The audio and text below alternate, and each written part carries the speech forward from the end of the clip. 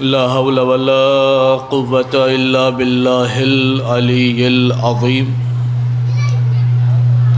أعوذ بالله من الشيطان الرجيم. بسم الله الرحمن الرحيم. الحمد لله رب العالمين.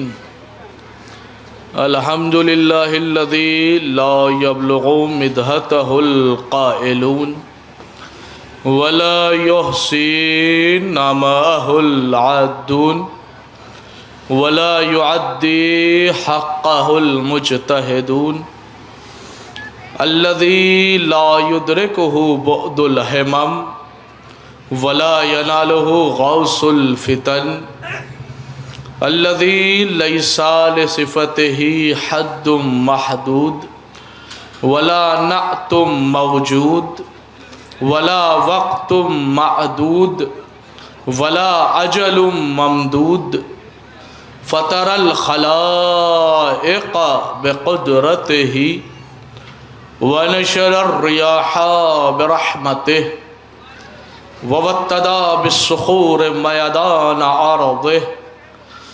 اللهم صل وسلم وزد وبارك على صاحب الدعوة النبوية والصولة الحيدرية والعصمة الفاطمية والحلم الحسنية والشجاعة الحسينية والعبادة السجادية والماصر الباقرية والآثار الجعفرية والعلوم الكاظمية والحجج الرضوية والجود التقوية والنقاوة النقوية والهيبة العسكرية والغيبة الإلهية القائم.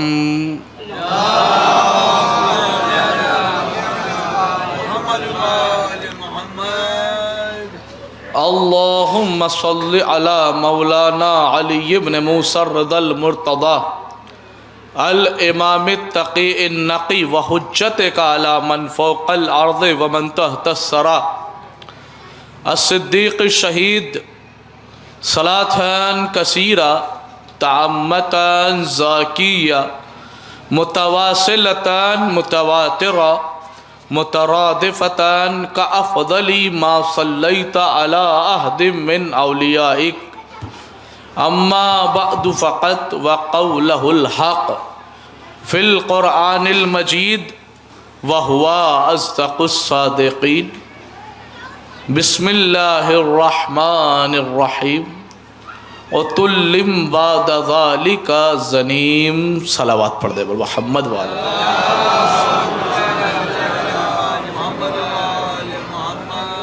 مل جل کے باواد بلند صلوات پڑھے بول محمد والا.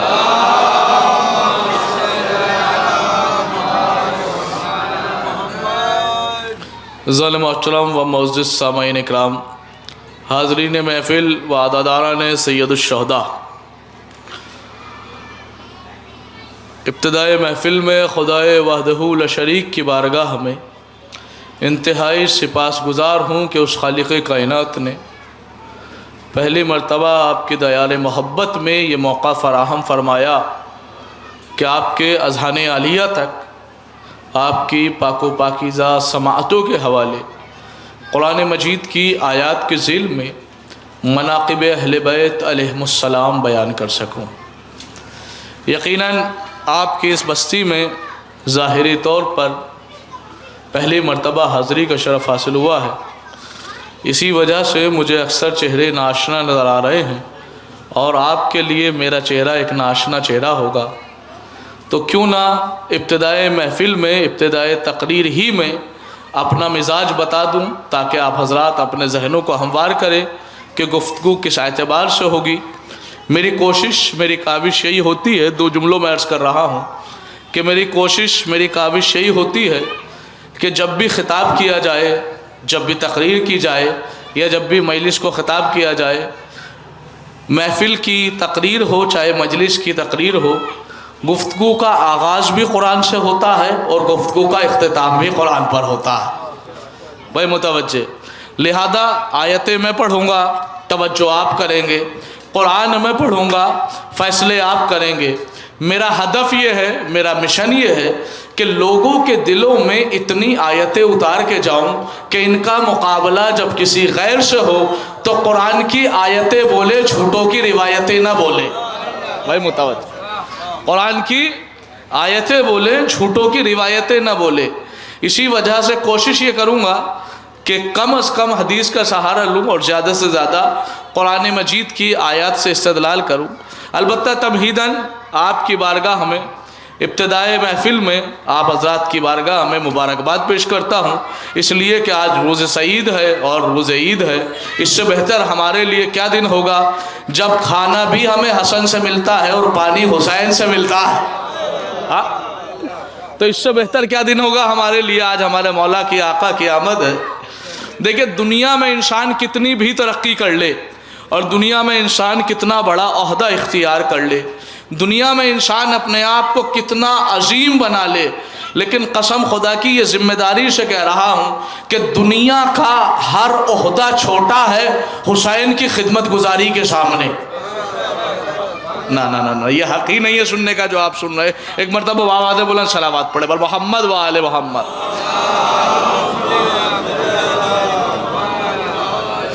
एक और सलावत पढ़ दे बल मोहम्मद व आले मोहम्मद।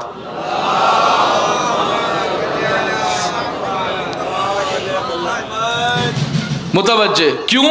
चूँकि जिस वक्त मैं नजफ़ अशरफ से करबला के जानिब मशी करके पैदल जा रहा था तो एक दीवार पे एक बहुत अहम जुमला लिखा था, वो आप आज़ाद के समातों के नज़र कर रहा हूँ। वहाँ किसी ने लिखा था कि कुल्लु खादिमिन ज़लील इल्ला खादिमुल हुसैन फसुल्तान, का दुनिया का हर नौकर जलील होता है सिवाय हुसैन के नौकर के, चूँकि यह हुसैन का नौकर होके भी बादशाह हुआ करता है। दुनिया का हर नौकर जलील होता है सिवाय हुसैन के नौकर के। आप कहेंगे साहब दलील क्या है? तो मैं दलील दूंगा इसकी कुरान मजीद से। दुनिया में कोई किसी भी ओहदे पे चले जाए, लेकिन अगर हुसैन के खादिम के सामने आएगा तो उसका कद छोटा नजर आएगा। आप कहेंगे दलील क्या है? मैं जितने भी दावे इस तकरीर में पेश करूंगा कोशिश ये करूंगा हर बात का जवाब कुरान मजीद की आयत से दूं। मेरा दावा यह है कि हुसैन का खादिम होना, हुसैन का नौकर होना दुनिया के हर ओहदे से बड़ा है। आप कहेंगे दलील क्या है? तो दलील देता हूँ आपकी बारगाह में। देखिए, ये तो फैक्ट है, एक मिसाल दे दूँ फिर दलील दे रहा हूँ कि इंसान से जब उसके बारे में पूछा जाता है और पूछा जाता है कि साहब ये बताइए आप कितना पढ़े लिखे हैं। एक इंसान कोई एग्ज़ाम क्लियर करने के बाद इंटरव्यू देने जाए और अगर उसने मिसाल के तौर पर पीएचडी की है तो उससे पूछा जाएगा कि साहब आप कितने पढ़े लिखे हैं, क्वालिफ़िकेशन क्या है, तो वो क्या कहेगा? उसे कहना चाहिए कि मैं पीएचडी होल्डर हूँ, मैंने पीएचडी की है। क्या वो इस अंदाज से तारुफ कराएगा आपको पता है मैंने पीएचडी की है, मैं मास्टर भी किए हुआ हूँ, मैंने बीए पास भी की है, मैंने 12th क्लास भी पढ़ी है, मैंने 10वीं के एग्ज़ाम भी दिए हैं, मैं 8वीं क्लास में भी पढ़ा हूँ, मैं 6ठी के क्लास में भी बैठा हूँ, मैंने नर्सरी भी की है। इस अंदाज से तो कभी इंटरव्यू नहीं देखा होगा। जब भी किसी से कुछ पूछा जाता है वो अपनी टॉप क्लास की कैटेगरी बताता है, होता है या नहीं? बस इस कानून को जहन में रखिएगा।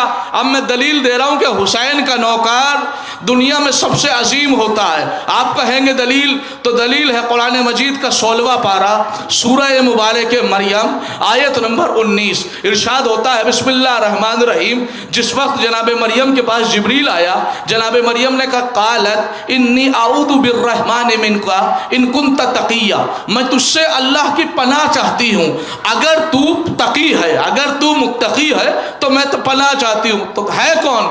तो जवाब आया, जानते हैं क्या? काला इन्नमा अना रसूल रब्बिक, ए मरियम मैं तेरे रब का रसूल हूँ। फरिश्ता कौन था? जिब्रील अमीन था। चाहिए क्या था? चाहिए ये था कि फरिश्ते को ये कहना चाहिए था कि मैं सरदारुल मलाइका हूँ, सरदारुल मलाइका, लेकिन आके कह रहा है कि मैं अल्लाह का रसूल हूँ। چونکہ سردارul ملائکہ کا عہدہ چھوٹا ہے، رسالت کا عہدہ بڑا ہے، رسالت کا عہدہ بڑا ہے، رسول ہونا بڑا ہے، تو اس وجہ سے جبریل نے وہاں رسول بتایا، جبریل نہیں بتایا، سردارul ملائکہ نہیں بتایا، چونکہ اپنا بڑا عہدہ دکھا رہا تھا کہ کون ہے؟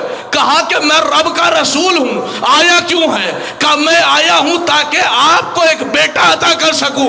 یہی فرشتہ جب در سیدہ میں آیا تو سیدہ نے پوچھا کون ہے؟ کہ انا خیاط الحسنین، میں تو حسنین کا نوکر، میں تو حسنین کا نوکر ہوں، میں تو حسنین کا خادم، حسنین کا درزی بن کے آیا۔ تو آپ تصور کیجئے، ہر انسان اپنا بڑا عہدہ بتاتا ہے۔ وہاں عرش پہ بتایا سردار الملائکہ، مریم کے پاس آیا تو بتایا رسول، اور یہی فرشتہ جب سیدہ کے دروازے پہ آیا تو بتایا خادم۔ میں کہوں گا کہ عرش پہ سردار الملائکہ اور مریم کے پاس آ کے رسول بتا رہا ہے، ارے زمین پہ جب سیدہ کے پاس آیا ہے تو یہ کہہ دیتا یا تو سردار الملائکہ ہوں، یا اتنا ہی کہہ دیتا کہ میں رب کا رسول ہوں۔ نہ رسالت کا درجہ بتایا، نہ ہی اپنی سرداریت بتائی، بلکہ بتایا میں حسنین کا نوکر ہوں۔ تو شاید جبریل جواب دے، ارے تجھے کیا معلوم ہے نادان، جو حسنین کا نوکر ہو جائے اس سے بڑا درجہ نہ رسالت کا ہوتا ہے نہ نبوت کا ہوتا ہے۔ یہی وجہ ہے کبھی آ کے چکی چلایا کرتا تھا، کبھی آ کے جھولا جھلایا۔ ایک صلوات پڑھے بر محمد و آل محمد۔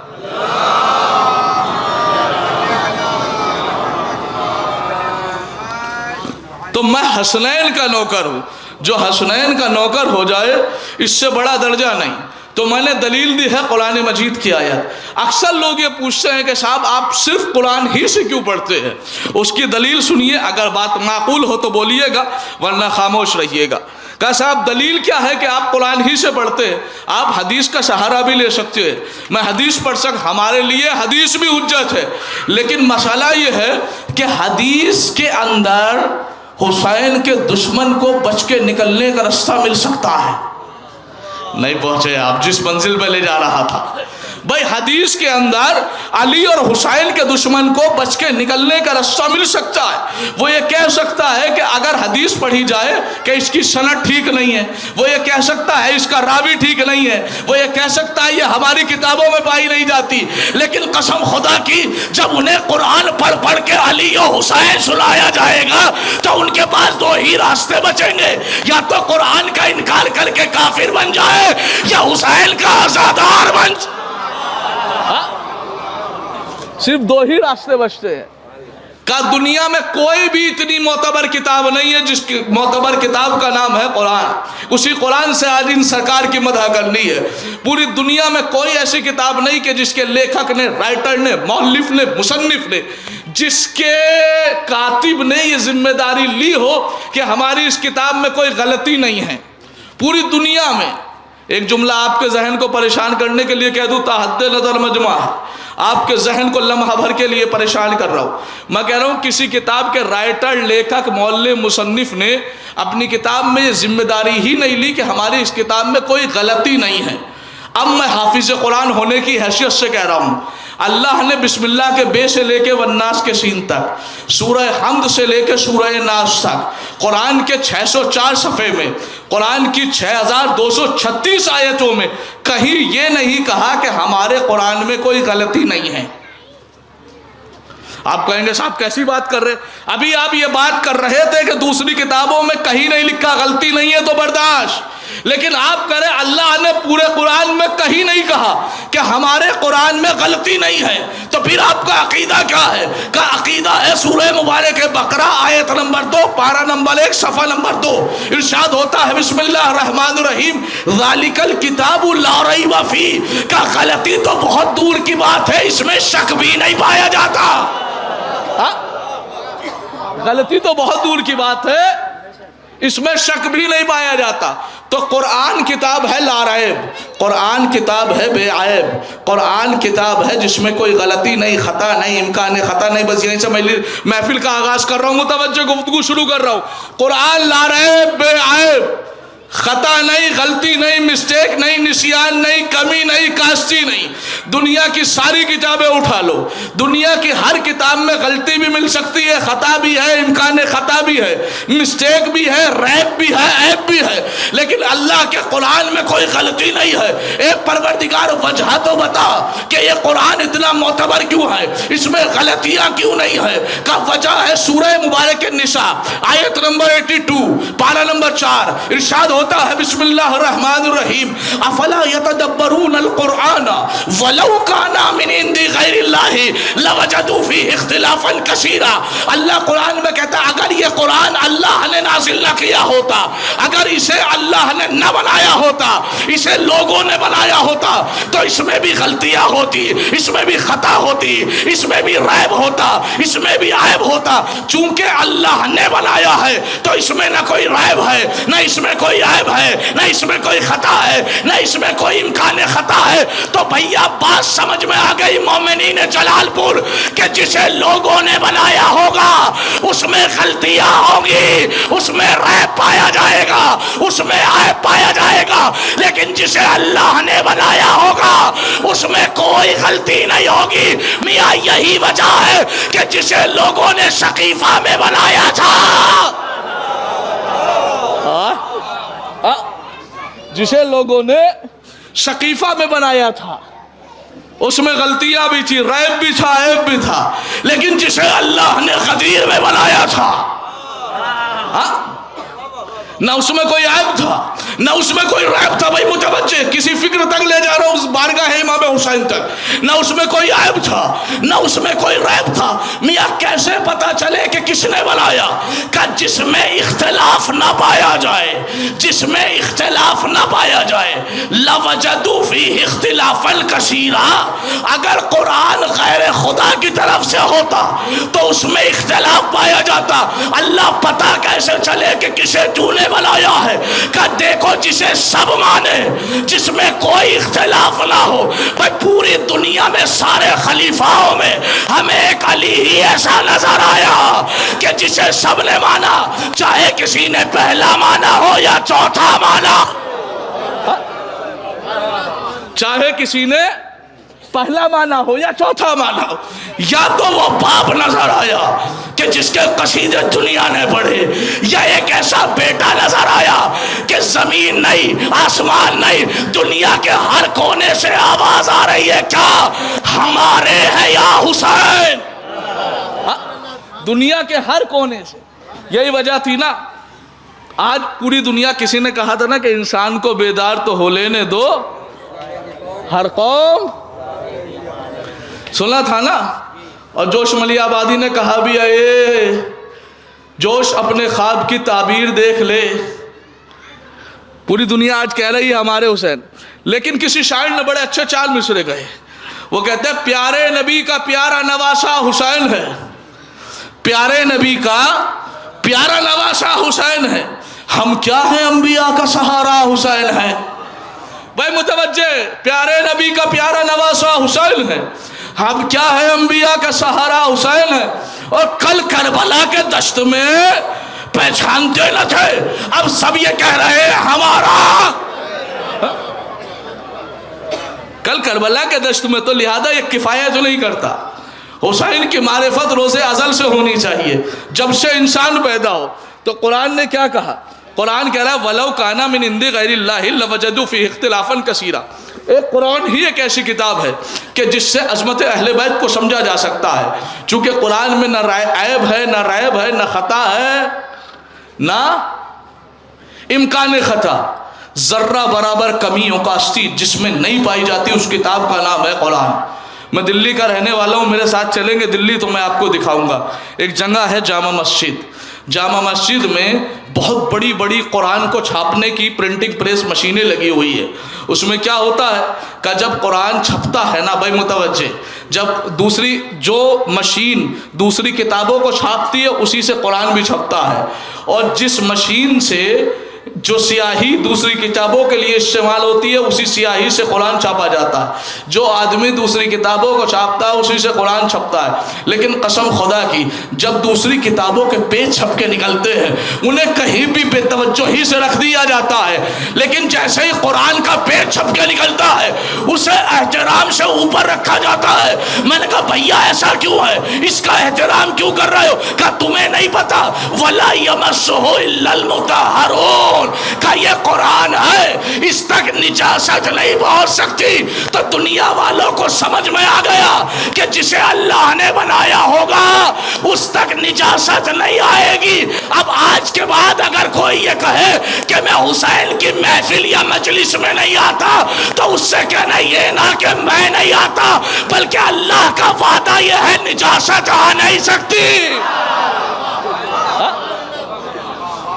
اللہ کا وعدہ یہ ہے نجاست آ نہیں سکتی. تو اس جگہ پہ آنے کے لیے طہارت کی شرط ہے. تو یہی وجہ ہے. پھر اٹھائیے قرآن مجید آپ نے دیکھا ہوگا، بلکہ اور مثال آسان کر دوں، یہاں بھی مکتب پڑھایا جاتا ہوگا جب بچے کی عربی اطفال کی یا اول کی کتاب پوری ہو جاتی ہے تو اس سے کہتے ہیں بیٹا کل قرآن کا پہلا پارہ لے کے آنا.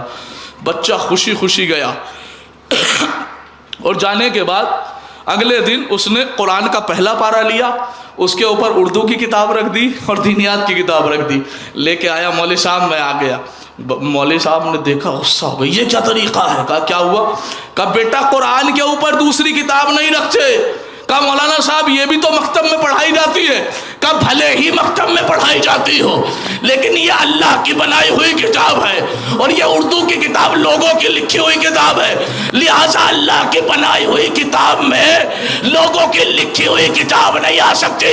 اب عقل کے اندھوں کو کون بتائے کہ جب اللہ کی بنائی ہوئی کتاب پہ لوگوں کی لکھی ہوئی کتاب نہیں آ سکتی تو پھر اللہ کے بنائے ہوئے رسول کی جگہ پہ لوگوں کا بنایا ہوا کیسے؟ مثال پلٹ دیجئے. آگے آئے امام حسین کی بارگاہ میں، مثال پلٹ دیجئے. پہلا پارہ ختم ہوا، کہا بیٹا کل سے دوسرا پارہ لے کے آنا. اب جیسے ہی بچہ خوش ہوا اگلے دن پہلا پارہ اس ہاتھ میں دوسرا پارہ اس ہاتھ میں. آگے کہتا ہے مولوی صاحب میں آ گیا. جیسے ہی مولانا نے دیکھا کہا بیٹا تمہارا ذہن ٹھیک ہے؟ کہا کیوں؟ کہا آپ ہی نے تو کہا تھا نہیں رکھنا ہے. کہا بیٹا اب رکھ سکتے ہیں. کہا مولانا جب بات کرتے آپ نے پچھلی بار ڈانٹ دیا تھا. کہا بیٹا نہیں، یہ جو پہلا پارہ ہے یہ بھی اللہ کا ہے.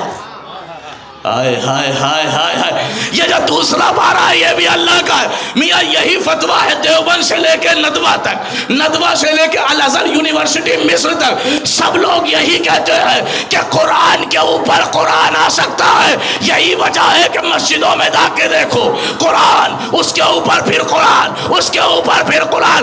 ارے یہی اصل وجہ تھی کہ مدینے میں اگر سجدے میں رسول گئے تو پشت پہ حسین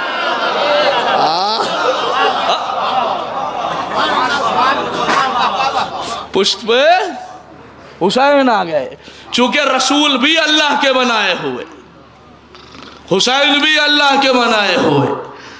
پوری دنیا کو سب سے پہلے سمجھنا یہ چاہیے کہ حسین کو بنایا کس نے. جیسے دنیا رسول کو نہ سمجھ پائی، رسول پشت پہ حسین، رسول پشت پہ حسین، رسول پشت پہ حسین. یہی وجہ ہے کہ رسول کو کہنا پڑا حسین منی. ہاں صبح سنی ہے نا آپ نے تقریر، میں ایک چھوٹی سی تحقیق آپ کے سامنے پیش کر رہا ہوں اگر کسی لائق ہو تو. کہا حسین منی وانا من الحسین. کائنات کے سب سے عظیم ترین ذات کا نام کیا ہے اللہ کے بعد؟ رسول. پوری دنیا کے عظیم ترین ذات، عقل کل، کائنات کا محسن، اللہ کا حبیب، روح کائنات، فخر عرش و سما، عبداللہ کا لگتے جگر، آمنہ کا جایا، اول ما خلق اللہ النوری کا مصداق. اگر کہہ رہا ہے حسین منی وانا من الحسین تو صرف رسول نہیں کہہ رہے ہیں، بلکہ آدم بھی کہہ رہا ہے میں رسول سے، رسول کہہ رہا ہے میں حسین سے، نوح کہہ رہا ہے میں رسول سے، رسول کہہ رہا ہے میں حسین سے۔ نتیجہ کیا ہوا؟ نتیجہ یہ نہیں کہ محمد حسین سے ہے، بلکہ آدم حسین سے، نوح حسین سے، ابراہیم حسین سے، اسماعیل حسین سے، 1,23,999 نبی حسین سے۔ لیکن پتہ کیسے چلے کہ اتنی باری معرفت آدم حسین سے کیسے، نوح حسین سے کیسے، ابراہیم حسین؟ بالکل سادی مثال دے رہا ہوں تاکہ آپ سڑک پہ چلنے والے جاہل کو بھی سمجھا سکے۔ دلیل کا ایک لائبریری، تصور کیجئے ایک لائبریری ہے، اس لائبریری کے اندر بڑے بڑے خطبہ کا کلام رکھا ہے، بڑے بڑے شاعر کا کلام، میر انیس کا کلام اس کے اندر، مرزا دبیر کا کلام اس کے اندر، جوش ملی آبادی کا کلام اس کے اندر، غالب کا کلام اس کے اندر، شیخ توسی کا کلام اس کے اندر، اور شیخ طاؤس کا کلام اس کے اندر، تمام لوگوں کی محنت سے بھری ہوئی لائبریری۔ خدا نہ کرے اس لائبریری کے اندر کسی دن آگ لگ جائے۔ اب مجھے خبر ملی کہ لائبریری میں آگ لگ گئی ہے، ابھی دروازے تک ہی پہنچی ہے کہ کتابوں کو جلا کے راکھ کر دے گی۔ بھائی مرزا دبیر، میر انیس، جوش ملی آبادی، غالب، توسی، تبرسی، شیخ کلینی، بڑے بڑے علماء اور بڑے بڑے شعراء کی کتابیں میں نے دیکھا۔ میں نے کہا کہ اگر میں چلا گیا تو میری جان چلی جائے گی۔ کہ جان جائے نہ جائے، یہ برسوں کی محنت بچ رہا ہے۔ میں لائبریری کے اندر کھودا، میں نے آگ کو بجھانا چاہا، آگ میرے اوپر غالب آ گئی، آگ کو تو بجھا دیا لیکن آگ سے مجھے نقصان ہو گیا، میری روح چلی گئی، میری جسم سے روح نکل گئی، لیکن کتابیں بچ گئی۔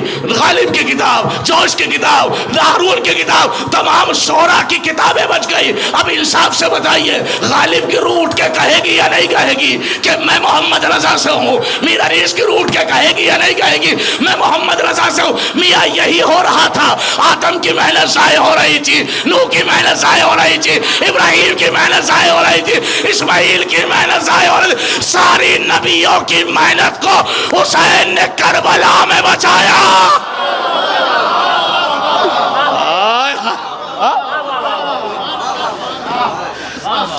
سارے نبیوں کی محنت کو حسین نے کربلا میں بچایا۔ تو پھر آدم سے لے کے عیسیٰ تک کی محنتیں جو بچائے اسے حسین کہتے ہیں۔ تو اب سمجھئے کہ جو حسین کا دشمن ہوگا نا،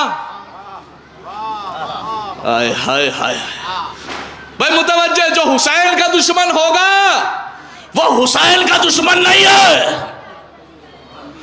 وہ آدم کا بھی دشمن ہے، وہ نوح کا بھی دشمن ہے، وہ ابراہیم کا بھی دشمن ہے، وہ اسماعیل کا بھی دشمن ہے۔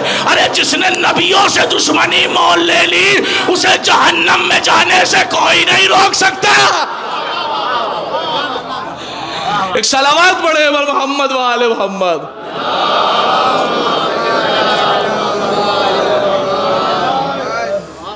بھائی متوجہ، چونکہ حسین نے وہ کارنامہ کربلا کے میدان میں انجام دیا ہے کہ صرف حسین نے انجام نہیں دیا، حسین نے ہر نبی کی محنت کو بچایا۔ آج سے کچھ سال پہلے ایک وائرس آیا تھا، وہ وائرس کیسا وائرس تھا؟ وہ وائرس ایسا تھا جو عقیدوں کو خراب کر رہا تھا، جس وائرس کا نام تھا ڈاکٹر ذاکر نائک۔ ہاں، وہ ہمیشہ امام حسین کے لیے جملے استعمال کرتا، صاحب کربلا کے معاملے میں کسی کو برا نہ کہا جائے، یہی کہتا تھا نا۔ حسین کے دشمن کی بڑی اسے طرفداری آیا کرتی تھی، کہ صاحب نہ کسی کو، کیوں بھائی؟ کہ اس لیے کہ وہ تو 2 شہزادوں کی جنگ تھی، جو جیتا تھا وہ بھی شہزادہ، جو ہارا تھا وہ بھی شہزادہ، لہذا ضرورت کیا ہے ہم کسی کو اچھا کہیں یا برے؟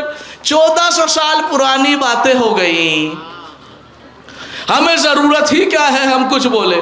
لیجئے اس کے اوپر امام حسین پہ ظلم ہوا اور ظلم کے خلاف جس نے آواز نہیں اٹھائی، آج اس کے اوپر قرآن کی ایک ایسی آیات پڑھ کے جا رہا ہوں، کچھ آیات، کہ انشاءاللہ آپ حسین کے دشمن پہ کوئی لعنت نہ کرتا ہو، اور اگر یہ دلیل دیں گے شاید رائے حق پہ آ جائے۔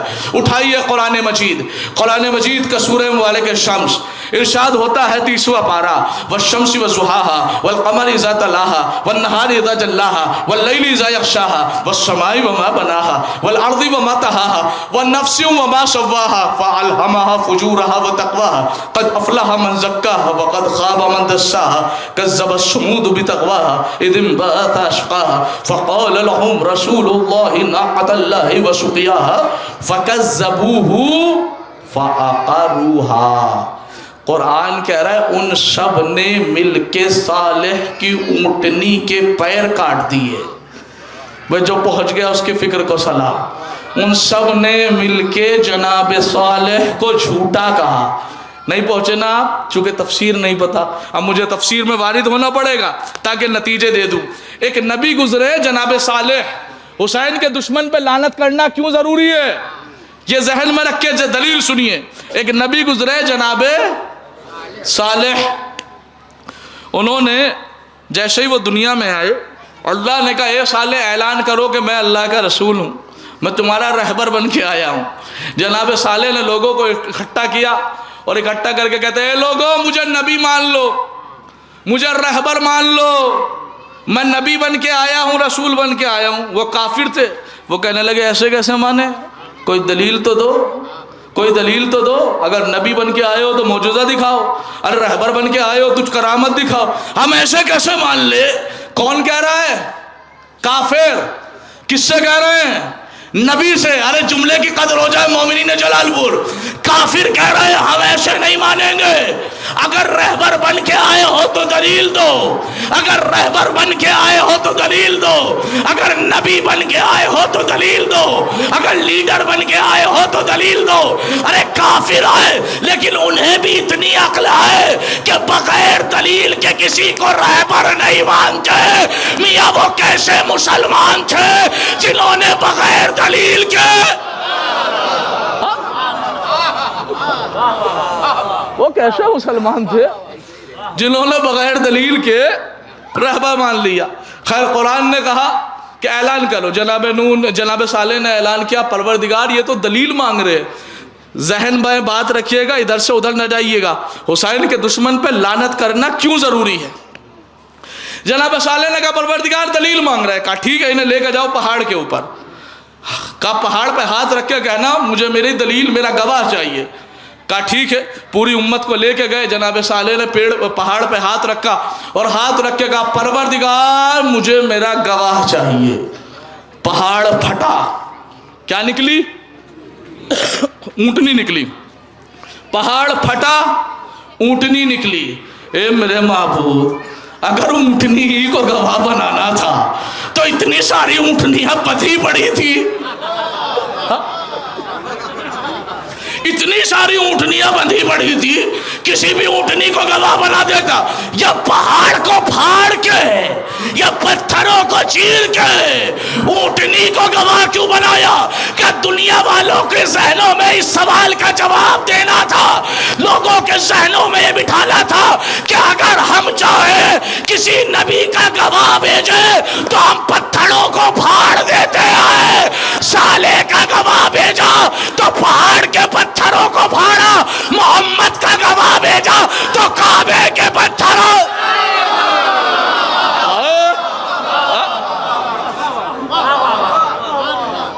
کعبے کے پتھروں کو شگاف کر کے نبی کو گواہ دیا۔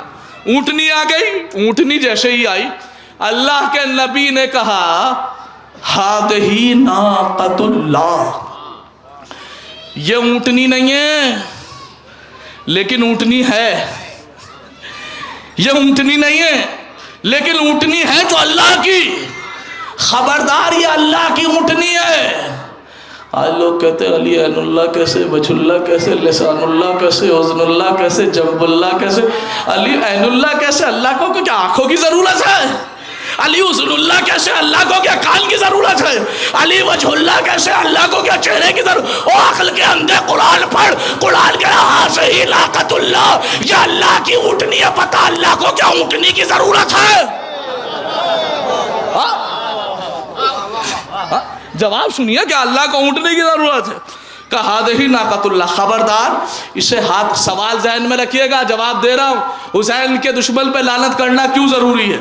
جیسے ہی اونٹنی آئی کہ یہ اللہ کی اونٹنی ہے، خبردار اسے ہاتھ نہ لگانا، اگر ہاتھ لگایا عذاب آ جائے گا۔ ہر قوم میں کچھ نہ کچھ اینٹک لوگ ہوتے ہیں جو پوری قوم سے الگ ہوتے ہیں، جن سے کہا جائے وہاں نہ جانا، وہیں جائیں گے۔ ہاں تو وہاں بھی ایک ایسا تھا، اللہ کے نبی نے کہا اس اونٹنی کو ہاتھ نہ لگانا، عذاب آ جائے گا، کہنے لگا میں لگاؤں گا۔ اس نے تلوار نکالی اور کہا صالح تم جھوٹ بول رہے ہو، اور تلوار نکالنے کے بعد اس نے اونٹنی کے چاروں پیر کاٹ دیے۔ لفظوں پہ غور کرنا، ایک آدمی نے جناب صالح کو جھوٹا کہا اور اونٹنی کے چاروں پیر کاٹ دیے۔ پھر جملہ دہرا رہا ہوں، آخری بات دہرا رہا ہوں، ایک آدمی نے جناب صالح کو جھوٹا کہا اور اونٹنی کے چاروں پیر کاٹ دیے۔ اب پھر سنیے قرآن، والشمس وضحاها والقمر اذا تلاها والنهار اذا جلاها والليل اذا يغشاها والسماء وما بناها والارض وما طحاها ونفس وما سواها۔ اللہ نے 7 قسمیں کھائی، پورے قرآن میں اتنی قسمیں ہی نہیں ملے گی جتنی اللہ نے اس سورہ کے اندر کھائی ہے۔ 7 قسمیں کھا کے اللہ کہتا ہے کیا؟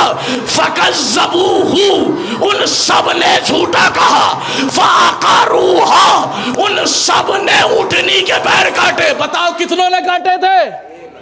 مل کے بولو کتنوں نے؟ بھائی ایک نے کاٹے تھے۔ اللہ کہہ رہا ہے سب نے، 7 قسمیں کھا کے کہتا ہے سب نے۔ نتیجہ یہ ہوا کہ 70,000 لوگوں پہ عذاب آ گیا۔ قرآن پڑھ لو، اے میرے معبود کاٹے ایک نے تھے تو عذاب بھی ایک پہ نازل کرتا۔ یہ 70,000 لوگوں پہ کیوں عذاب آیا؟ کہ دنیا والوں کو یہی تو بتانا ہے کہ ظالم صرف وہ نہیں ہوتا جو ظلم کرے، ارے جو ظالم کو برا نہ کہے۔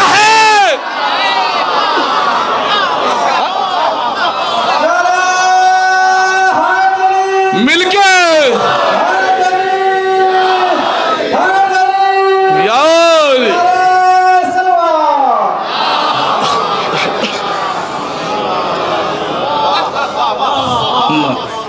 میاں یہ نعرے کا حق ہی نہیں تھا جس طریقے سے آپ نے نعرہ لگایا۔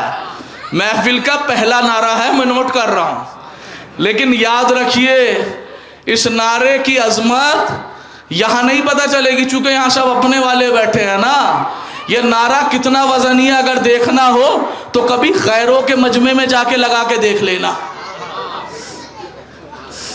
مجمع غیر کا ہو اور وہاں جا کے نعرہ حیدری لگا دے۔ تاریخ میں ایک شخصیت گزری ہے، ایک واقعہ ہوا ہے ایسا، نعرہ حیدری کے حوالے سے 2 لمحہ دے دیجئے مجھے۔ محمد اسماعیل دیوبندی بہت بڑا حاضر جواب، مذہب اہل تسنن سے بڑے بڑے شیعہ علماء کو ہرا کے شیر کی طرح جایا کرتے تھے، لیکن ایک وقت ایسا آیا کہ وہ شیعہ ہو گئے۔ اب جیسے ہی بیچارے شیعہ ہوئے، گھر میں پہنچے تو بیوی پوچھے شیعہ کیوں ہوئے، باہر نکلے تو پڑوسی پوچھے شیعہ کیوں ہوئے، بیچارے میدان میں جائے تو لوگ پوچھے شیعہ کیوں ہوئے، مسجد میں جائے تو نمازی پوچھے، چاروں طرف سے ایک ہی سوال، شیعہ کیوں، شیعہ کیوں، شیعہ کیوں؟ اس لیے کہ لفظ شیعہ ہر کسی کو ہضم نہیں ہوتا۔ آئے ہائے ہائے، بھائی متوجہ، ارے گردن جھکا کے نہ بیٹھنا، گردن وہ جھکائے جس کے رہبر نے غلط کام کیے ہو۔ بھئی آپ تو علی کے چاہنے والے ہیں نا، یہ لفظ شیعہ ہر کسی کو ہضم نہیں ہوتا۔ اگر آج کے بعد کبھی آپ کو کوئی شیعہ ہونے میں ٹارگٹ کرے نا تو آنکھوں میں آنکھیں ڈالنا اور بے ساختہ گردن کو اٹھانا فخر سے اور کہنا سن بھائی میں شیعہ ہوں۔ وہ کہے گا شیعہ کیا ہوتا ہے تو کہنا قرآن کا 23واں پارہ سورہ مبارک صافات آیت نمبر 83 ارشاد ہوتا ہے بسم اللہ الرحمن الرحیم وَإِنَّا مِن شِيَّتِهِ لَإِبْرَاهِيمَ، ابراہیم جیسا نبی شیعہ تھا۔ ابراہیم جیسا نبی، شیعہ کہتے کسے ہیں؟ کہا پوچھو ابراہیم کون ہے؟ تو جیسے ہی انہوں نے پوچھا شیعہ کیوں ہوئے، کہنے لگے کب تک الگ الگ بتاؤں میں شیعہ کیوں ہوا، سب کے سب ایک ساتھ مسجد میں جمع ہو جاؤ، میں بتاؤں گا۔ اب جیسے ہی اگلا دن ہوا مسجد میں ایسی بھیڑ تھی کہ پیر رکھنے کی جگہ نہیں تھی. محمد اسماعیل دیوبندی صفوں کو چیرتا ہوا منبر پہ پہنچا، اور منبر پہ پہنچنے کے بعد پہلے اللہ کی حمد کی، پھر رسول کے فضائل پڑھے، اور اس کے بعد کہتا ہے لوگوں سنو میں شیعہ کیوں ہوا، چونکہ میں اس علی کو بلا فصل خلیفہ ماننے لگا ہوں جو علی عین اللہ بھی ہے، وجہ اللہ بھی ہے، لسان اللہ بھی ہے، عدل اللہ بھی ہے، جنب اللہ بھی ہے. جیسے ہی علی کے فضائل پڑھے گئے نا، ایک اکیلا چاہنے والا بیٹھا ہوا تھا، وہ اٹھا اور اٹھ کے نعرہ حیدری لگا دیا. بتا رہا ہوں غیروں کے مجمع میں اثر کیا ہوتا ہے.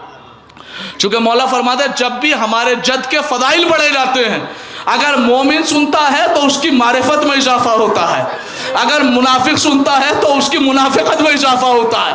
یہ کام ایک ہے، اثر دو دو ہیں.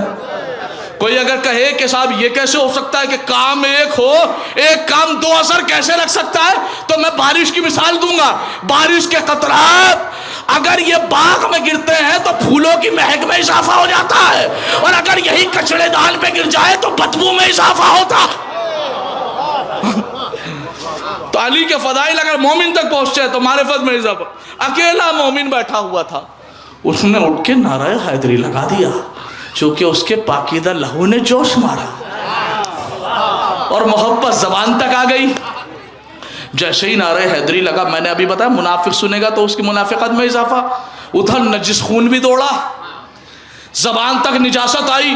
کہنے لگا بھائی تیرا امام باڑہ نہیں ہے، یہ تیرا عاشور خانہ نہیں ہے، یہ تیرا حسینیہ نہیں ہے، یہ تیرا عزا خانہ نہیں ہے. کہا پھر؟ کہ تو نے علی کا نعرہ یہاں کیوں لگایا اللہ کی مسجد میں؟ تو نے ہماری مسجد کو نجس کر دیا. تو نے علی کے ذکر کا اثر دیکھیے، قسم خدا کی اگر طبیعت چاہے تو نعرہ لگانا ورنہ خاموش رہنا، اگر پاکیزہ لہو میں جوش آئے تو بولنا ورنہ خاموش. محمد اسماعیل دیوبندی نے آنکھوں میں آ کے ڈالی، کیا کہہ رہا ہے؟ کہ علی کے نعرے سے تیری مسجد نجس ہو گئی. کہ ابھی تک تو میں یہ بتا رہا تھا میں شیعہ کیوں ہوا، اب آنکھوں میں آنکھیں ڈال کے محمد اسماعیل دیوبندی کے جا سن، یہ بتا کہ تیری یہ مسجد افضل ہے یا بازار کی مسجد؟ کہ اس مسجد سے بازار کی مسجد افضل ہے. کہ یہ بتا کہ بازار کی مسجد افضل ہے یا جامع مسجد؟ کہ بازار کی مسجد سے جامع مسجد افضل ہے. یہ بتا کہ جامع مسجد افضل ہے یا مسجد نبوی؟ کہ جامع مسجد سے مسجد نبوی افضل ہے. کہ یہ بتا کہ مسجد نبوی افضل ہے یا مسجد اقصی؟ کہ جامع مسجد سے مسجد نبوی اور مسجد نبوی سے مسجد اقصی افضل ہے. اب محمد اسماعیل دیوبندی نے کہا اتنا اور بتا دے کہ مسجد اقصی افضل ہے یا خانہ کعبہ؟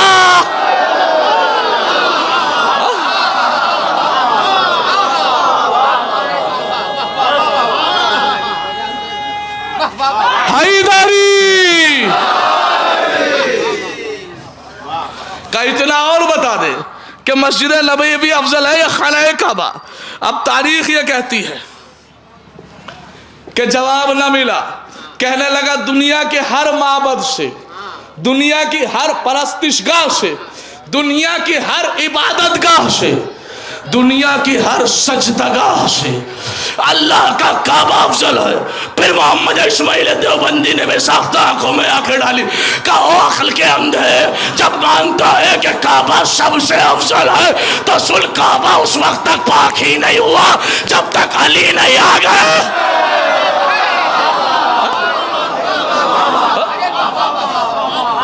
کعبہ مل گئے.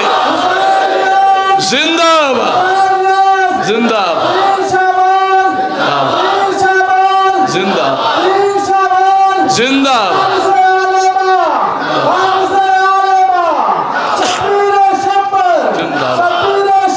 زندہ زندہ زندہ زندہ زندہ یا اللہ.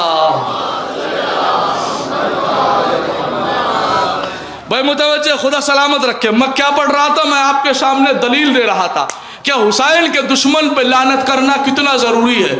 قرآن نے کہا ظالم وہ نہیں جو صرف ظلم کرے، اب جو ظالم کو برا نہ کہے وہ بھی برابر کا شریک ہے. نہ میری بات پہنچی ہی نہیں. ایک اور بیٹے سے لے کے ماں کی فضیلت تک اور بیٹے کے ظلم سے لے کے ماں کے ظلم تک انتقال کر رہا ہوں. قسم خدا کی اگر عقیدوں سے عقیدہ ملے تو بول دینا. قرآن نے کہا ظالم صرف وہ نہیں جو ظلم کرے بلکہ جو ظلم کو سن کے خاموش رہے اور جو ظالم پہ لعنت نہ کرے وہ بھی برابر کا شریک ہے. اب صرف یزید لعنتی نہیں آئے جو یزید مرداباد نہ کہے. اگلا جملہ کہ صرف یزید لعنتی نہیں آئے کہ صرف ظالم برا نہیں آئے جو ظالم پر لعنت نہ کرے وہ بھی برابر کا شریک. لیجئے جملہ سنبھالیے. اسی لیے تو ہم شیعہ کہتے ہیں کہ صرف لعنتی وہ 35 نہیں آئے جو در سیدہ پہ آئے تھے. اب جو ان پہ لعنت نہ کرے اب جو ان پہ لعنت نہ کرے وہ بھی برابر کے شریک ہیں. اگلا جملہ پڑھ دوں. لوگ کہتے ہیں صاحب برا کہنے سے کیا ہوگا؟ کیا یہ کم تعریف ہے کہ ہم اپنے اچھے کو اچھا کہیں؟ ہمارے یہاں بھی کچھ اس مینٹلٹی کے لوگ پیدا ہو گئے ہیں معذرت کے ساتھ. کیا ضرورت کیا ہے کسی کو برا کہا جائے؟ ہم اپنے اچھے کو اچھا کہہ لیں یہ کافی نہیں. ہم حسین زندہ باد کہہ لیں یہ کافی نہیں. یزید مردہ باد کہنے کی ضرورت کیا ہے؟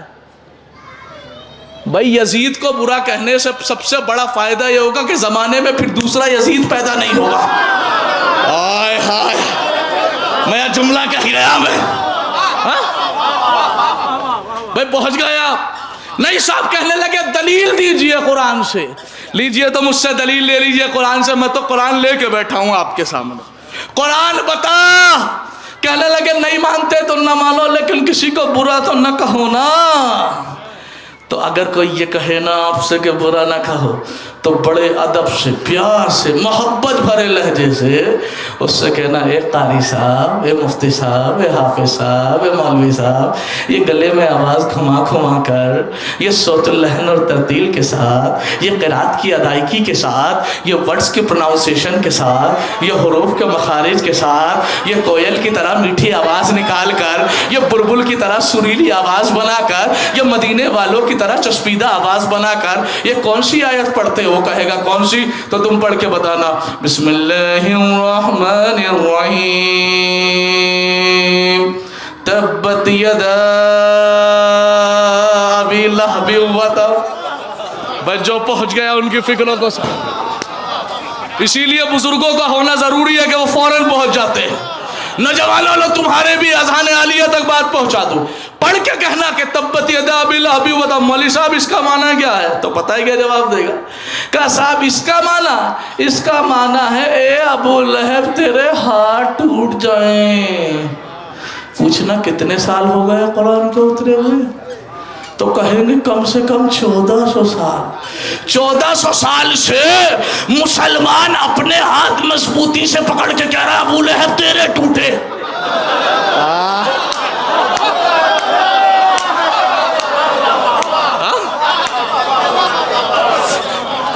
1400 سال سے 1400 سال سے بھیا جب انسان نشانہ لگاتا ہے نا دوسرے کی طرف تو سب سے پہلے اپنے آپ کو بچاتا ہے کہیں گولی پلٹ کے ہماری طرف نہ آ جائے. اسی لیے اپنے ہاتھ مضبوطی سے پکڑ کے تبت یدا تبت یدا تبت یدا ٹوٹے تیرے ہاتھ ٹوٹے. پوچھنا کتنے سال ہوئے؟ کہے گا کم سے کم 1400 سال. تو کہنا کیا 1400 سال سے اب تک نہیں ٹوٹے؟ سوال ہے یا نہیں بھائی؟ 1400 سال سے مسلمان لڑکھاڑا کے گڑ گڑا کے کھڑے ہو کے نماز میں کہہ رہا ہے ٹوٹ جائے ٹوٹ جائے ٹوٹ جائے ٹوٹ جائے ٹوٹ جائے ٹوٹ جائے ٹوٹ جائے. ابھی تک نہیں ٹوٹے. اگر ٹوٹ گئے تو پھر مسلمان پڑھ کیوں رہا ہے؟ اور اگر نہیں ٹوٹے تو قرآن کی آیت میں جان نہیں. پھنس گیا مفتی. بھائی سوال کہتے ہیں نا کسی کو برا نہ کہو، ان سے کہا 1400 سال ہو گئے نا بھائی، 1400 سال سے تم کیوں کہہ رہے ٹوٹ گئے یا نہیں ٹوٹے؟ کہنے لگے ٹوٹ تو تبھی گئے تھے جب ٹوٹ گئے، تو پھر کیوں کہہ رہا ٹوٹ جائے؟ کہ اصل میں ہم اس کے ہاتھ نہیں تڑوا رہے ہیں، اس کا تو ایک ایک آسا ٹوٹ چکا ہے۔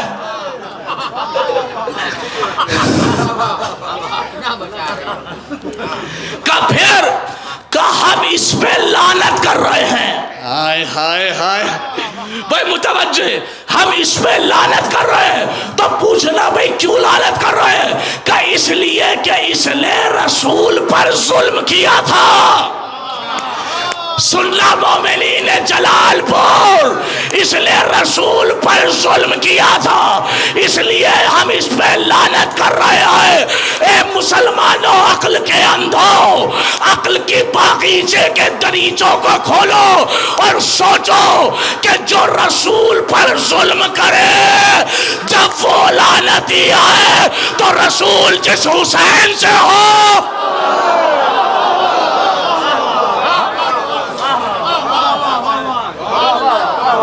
اس پہ لعنت نہیں ہوگی۔ سنیے پھر دلیل، قسم خدا کی کسی لائق ہو تو بولیے گا ورنہ خاموش رہیے۔ کہ صاحب کتنے سال ہو گئے رسول کو پہ اوپر ظلم کیے ہوئے؟ کہ صاحب 1400 سال۔ 1400 سال پہلے کی بات کیوں دہرا رہے ہو؟ ارے آپ ہی کا سوال تھا جو آپ سے پوچھا جاتا ہے۔ حسین کو قتل ہوئے کتنے سال ہو گئے؟ کہ 1400 سال۔ کیا ضرورت ہے کہ 1400 سال پرانی بات دہرائی جائے؟ ارے تم ابو لہب پہ لعنت کیوں کر رہے ہو؟ اسے تو 1400 سال سے بھی زیادہ ہو گئے ہیں۔ تو جو یہاں جواب دیں گے آپ کو حسین کے لیے دینا ہے کہ آپ کو لعنت کر کے ملتا کیا ہے؟ تم ان سے پوچھو بھائی یہ بتاؤ کہ تم ابو لہب پہ لعنت کیوں کرتے ہو؟ تمہیں اس سے ملتا کیا ہے؟ جو جواب دیں گے تم یہاں دے دینا کہ وہ یہ کہیں گے ہم ابو لہب پہ لعنت اس لیے کرتے ہیں تاکہ دنیا والوں کو بتا سکے کہ ہمارا ابو لہب سے کوئی رشتہ نہیں ہے۔ بھائی بات سمجھ میں آ گئی کہ جو بھی جس پہ لعنت کرے گا وہ یہی اعلان کرے گا کہ ہمارا اس سے کوئی رشتہ نہیں ہے۔ تم ابو لہب پہ لعنت کر کے کہتے ہو تمہارا ابو لہب سے رشتہ نہیں ہے، ہم یزید پہ لعنت کر کے کہتے ہیں ہمارا یزید سے۔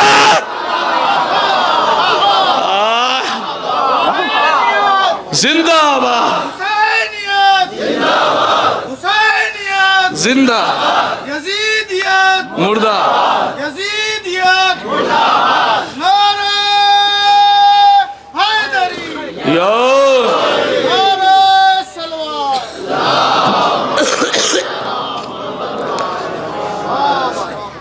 اچھا ایک اسٹیپ تھوڑا سا اور اوپر لے کے چلتا ہوں، انشاءاللہ لطف آئے گا۔ ایک اسٹیپ تھوڑا سا، یزید پہ لعنت کرنے کا مقصد یہ کہ دنیا والوں کو بتایا جائے ہمارا یزید سے۔ یہ بات آپ کے ذہن میں انڈیکیٹ کی یا نہیں کی؟ اس بات نے اشارہ کیا یا نہیں؟ یعنی جو جس پہ لعنت کرے گا وہ یہ بتائے گا ہمارا اس سے کوئی رشتہ نہیں، ہمارا اس سے کوئی رشتہ نہیں، ہمارا اس سے کوئی رشتہ نہیں۔ اب اگر کوئی لعنت کرنے کو منع کرے تو سمجھ لینا اس کا ڈائریکٹ رشتہ ہے۔ اب ذاکر نائک کے لیے اگر میں یہ کہوں کہ وہ یزید کی ناجائز اولاد ہے، بات ثابت ہے، اس لیے کہ قرآن کہہ رہا ہے تبت یدا ابی لہب وتب۔ ایک درجہ اور اس سے قسم خدا کی آیتوں میں لے جا رہا ہوں، آپ کو سیر کرا کے لا رہا ہوں قرآن کی، بڑا لطف آئے گا۔ قسم نہیں، برا نہیں کہنا چاہیے۔ وجہ دیکھیے، آج سے اگر میں 50 سال پہلے، حالانکہ میرا وجود نہیں تھا، لیکن 50 سال پہلے دیکھیے، 50 سال پہلے کوئی آدمی اپنا نام یزید نہیں رکھتا تھا۔ آج سرحد پار کر لیجئے، نہ جانے کتنے یزید مل جائیں گے۔ کیوں ہو رہا ہے یہ اس لیے ہو رہا ہے کہ آپ نے یزید مرد آباد کے نعروں میں کمی کر دی۔ میں ذمہ داری سے کہہ رہا ہوں، یہ حقیقت ہے. نہ تو دیکھیے جس نام کے معنی ہی گالی نکلتے ہوں. یزید کے باپ کا نام کیا ہے اور معنی جانتے ہیں؟ معنی ہے یقین جانے ایک بھوکنے والی.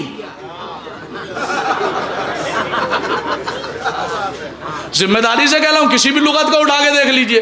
تو پہلے کوئی نام نہیں رکھتا تھا. آج اتنے بڑے بڑے لوگ نام رکھ رہے ہیں. کیوں؟ چونکہ آپ نے لعنتوں میں کمی کر دی ہے. اپنی ذمہ داری سنبھالیے. کہ صاحب نے یزید کا برا نہیں کہا جا سکتا. وجہ کا وجہ یہ ہے وہ بھی تو خلافت پہ بیٹھا تھا. بھائی متوجہ کسی دلیل دے کے جا رہا ہوں آپ کی بارگاہ میں. بھائی ظاہراً وہ بھی تو امیر المومنین بنا تھا.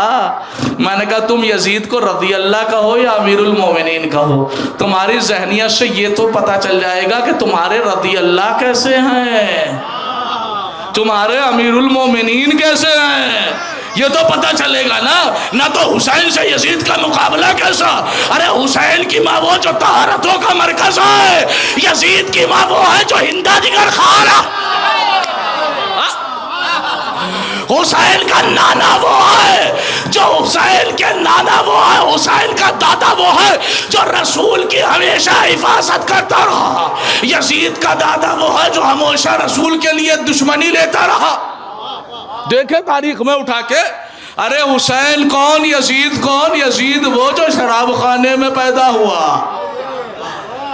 اسی لیے تو مسلسل شراب پیتا تھا. یزید پیدا ہوا تھا شراب خانے میں. ایک صلوات پڑھے بر محمد و آل محمد. بھائی متوجہ کا صاحب وہ بھی تو ظاہری خلافت پہ بیٹھا تھا.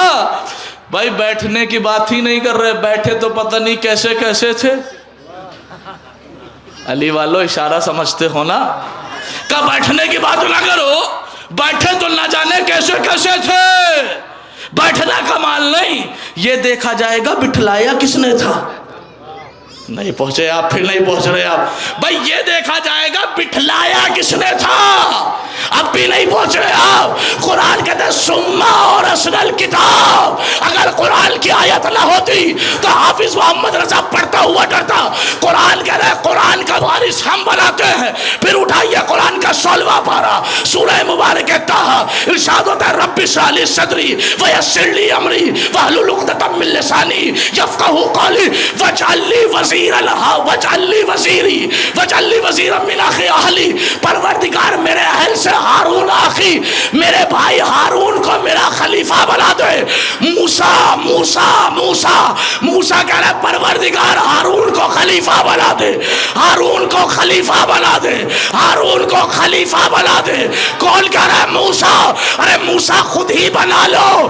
کہ میرے اندر اتنی طاقت کہاں کہ میں اپنا جانشین بناؤں. ارے جب موسیٰ جیسا نبی اپنا جانشین نہیں بنا سکتا تو معاویہ نے یزید کو کیسے.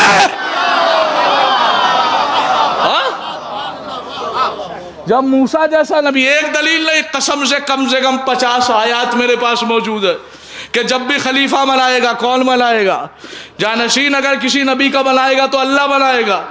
جب اللہ کے علاوہ کسی نبی کو اجازت نہیں تو پھر ایسا ویسا کون بنائے؟ آؤ قرآن سے پوچھتے ہیں. معیار خطابت کا اٹھا کے اب بالا لے جا رہا ہوں.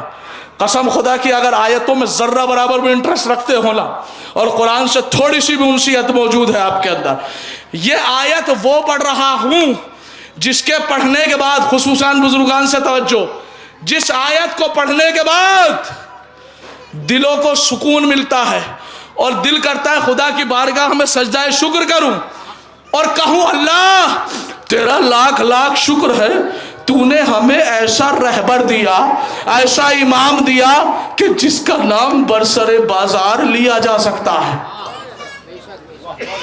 آپ پہنچے ہی نہیں جہاں پہنچانا چاہ رہا تھا.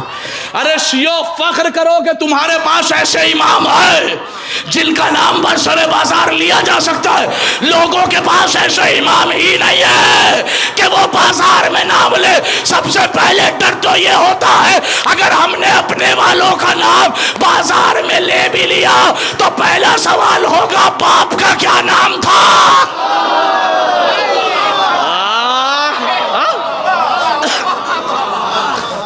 سب سے پہلا اب ذہن پہنچ گیا آپ کا. اب آیت سنیے. کہا صاحب بیٹھا تو خلافت پہ تھا نا. ارے جسے چاہے بٹھاؤ لیکن قرآن سے پوچھو رہبر کون بنے, لیڈر کون بنے, پیشوا کون بنے, امام کون بنے. پھر کہہ رہا ہوں وہ آیت پڑھ رہا ہوں جس کے پڑھنے کے بعد سکون ملتا ہے. قرآن بتا ذہن میں یزید کی مکاری رکھنا, اس کی ماں کا کردار رکھنا. اب آیت سنیے. قرآن میں آیت نہ ہوتی تو میں واقعاً پڑھتا تو خطا کار ہوتا, دیوبند سے اب تک فتویٰ نکل گیا ہوتا قتل کا. لیکن قرآن میں جب تک آیت ہے تب تک ان کی نسلوں پہ لعنت کو کوئی روک نہیں سکتا. قرآن بتا. قرآن کا 29واں پارہ سورہ مبارک قلم آیت نمبر 13 ارشاد ہوتا ہے بسم اللہ الرحمن الرحیم اتلم بعد ذالک زنیم. کا لیڈر وہ بنے گا, پیشوا وہ بنے گا, اطاعت اس کی ہوگی, مولا وہ بنے گا, امام وہ بنے گا, دنیا کے لیے رہبر وہ بنے گا. کون کا وہ نہیں بن سکتا, لیڈر وہ نہیں ہوگا, پیشوا وہ نہیں ہوگا, لوگوں کے لیے جانشین اور سردار وہ نہیں ہوگا. کون؟ اتلم بعد ذالک زنیم. کا جس کا شجرہ پاک نہ ہو.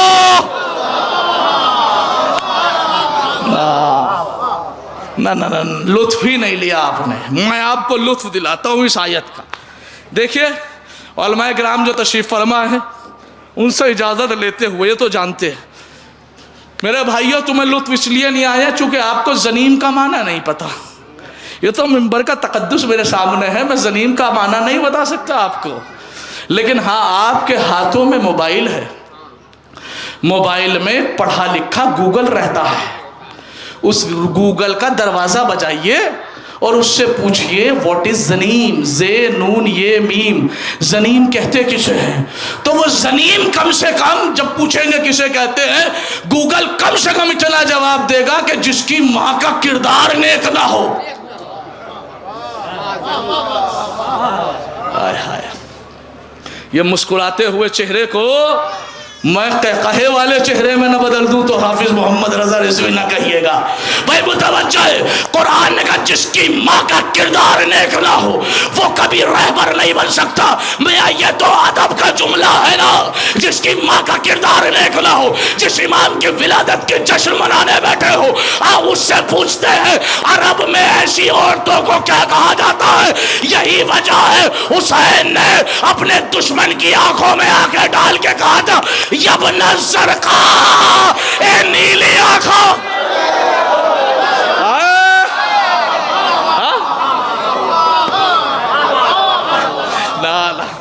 اے نیلی آنکھوں والی کے بیٹے. کس نے کہا؟ حسین نے کہا. کس کو کہا؟ اپنے دشمن کو. کب کہا؟ 1400 سال پہلے. جملہ نقل کر لینا, میں نقل کر رہا ہوں, کلیجے پہ لکھ لینا, ذہن دل پہ اور خصوصی اپنے دلوں پہ پتھر کی لکیروں پہ جیسے لکھا جاتا ہے نا ویسے نقش کر لینا. میں تردید کر رہا ہوں. حسین نے نہیں کہا تھا اسے, حسین نے اسے نہیں کہا تھا, حسین نے اسے نہیں کہا تھا. کہیں گے بھیا تاریخ میں لکھا ہے تو سنیے, حسین نے اسے نہیں کہا تھا کہ تو نیلی آنکھوں والی کا بیٹا ہے. کہ پھر حسین نے اسے نہیں کہا تھا. ہاں حسین نے اسے بھی کہا تھا, بلکہ 1400 سال تک آنے والے کے لیے حسین نے یہ قول دے دیا تھا کہ صرف یہی نہیں, اب جو بھی ہمارا دشمن ہوگا, اب جو بھی ہمارا دشمن ہوگا اس کی ماں اچھی نہیں ہوگی. اب چاہے شہادت حسین کا دشمن ہو یا عزاداری حسین, اب چاہے شہادت حسین کا دشمن ہو یا عزاداری حسین کا دشمن, میاں یہی نہیں حقیقت یہی ہے. یوں غم شاہ نے فطرت پہ حکومت کی ہے. یوں غم شاہ نے میاں ایسے بولیں گے اب. یوں غم شاہ نے فطرت پہ حکومت کی ہے, میرے ہونٹوں نے تبسم سے بغاوت کی ہے. یوں غم شاہ نے فطرت پہ حکومت کی ہے, میرے ہونٹوں نے تبسم سے بغاوت کی ہے. ارے لب ہلاتے ہیں وہی لوگ خلاف مولا جن کی ماں نے امانت میں خیانت, جن کی ماں نے امانت میں خیانت کی ہے. یہ قرآن ہے, میں نہیں کہہ رہا, معصومین کی حدیث ہے. اتلم بعد ذالک زنیم. کا رہبر وہ نہیں بنے گا, لیڈر وہ نہیں بنے گا, پیشوا وہ نہیں بنے گا, امام وہ نہیں بنے گا. کون کا جس کا شجرہ اچھا نہ ہو. قرآن نے تو مہر لگا دی, اپنے پہلے کو لے کے آئیے, دوسرے کو لے کے آئیے, تیسرے کو لے کے آئیے, چوتھے کو لے کے آئیے. قرآن نے کیا کہا؟ اگر رہبر ماننا ہے, لیڈر ماننا ہے, پیشوا ماننا ہے تو اسے ماننا جس کا شجرہ اچھا ہو. ارے آپ بھی فخر نہیں کرو گے تو کب کرو گے؟ ہم شیعوں نے نبی کے بعد 12 مانے, مجھے مسلمانوں کا نہیں پتا کتنے مانے, 12 مانے. اور قرآن نے کہا تھا اچھے شجرے والا, ہم نے 12 مانے. ہم ذمہ داری سے کہہ رہے ہیں ہمارے 12ویں سے لے کے تیسرے تک, اور تیسرے سے لے کے پہلے تک, اور پہلے سے لے کے جناب آدم تک سب کا شجرہ منبر سے پڑھا جا سکتا ہے. تو یزید کے 7 باپوں کا نام ہے کسی تاریخ جس کا باپ ہی, جس کا نانا ہی اس کا ماما ہو.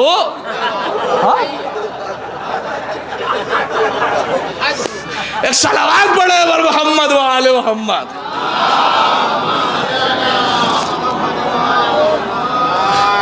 قرآن نے کیا کہا؟ قرآن نے کہا اتلم بعد ذالک زنیم. رہبر وہ ہوگا, لیڈر وہ ہوگا, پیشوا وہ ہوگا, امام وہ ہوگا. کون کہ جس کا شجرہ اچھا ہو, جس کا شجرہ اچھا ہو.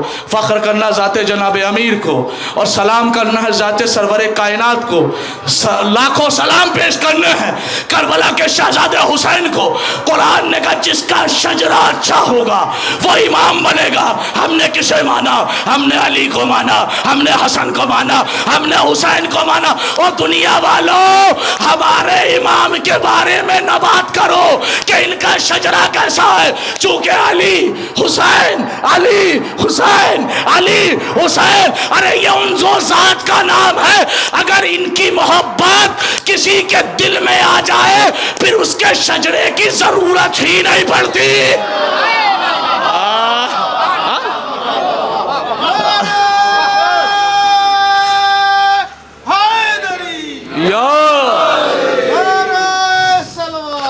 اللہ, اگر ان کی محبت کسی کے دل میں آ جائے پھر اس کے شجرے کی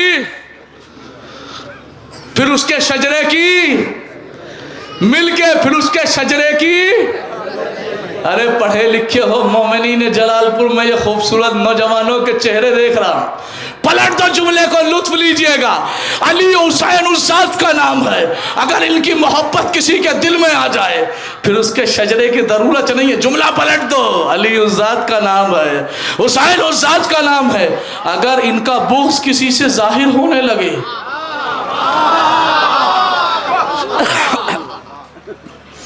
اگر ان کا بغض کسی سے ظاہر ہونے لگے پھر اس کے شجرے کی ضرورت نہیں ہے. میاں چوراہے پہ پتہ چلتا ہے کہ کس کا بیٹا ہے. اس لیے کہ ولایت کا دشمن اور عزاداری کا دشمن ایسے نہیں ہوتا. جو کام کیے ہوتے ہیں اس کا نتیجہ ہوتا ہے. جلنا دلیل قسم خدا کی. یہ تو میں صرف دعویٰ پیش کر رہا ہوں نا, دلیل قرآن کی آیت دی ہے. لو اب وہ دلیل پیش کر رہا ہوں کہ ان کا دشمن کبھی اچھی ماں کا بیٹا نہیں ہو سکتا. دلیل سنو گے, دلیل ہے آل محمد کا وہ دیوانہ جسے پوری دنیا دیوانہ سمجھتی رہی, اور وہ بڑے بڑے داناؤں کو لمحہ بھر میں دیوانہ بناتا رہا.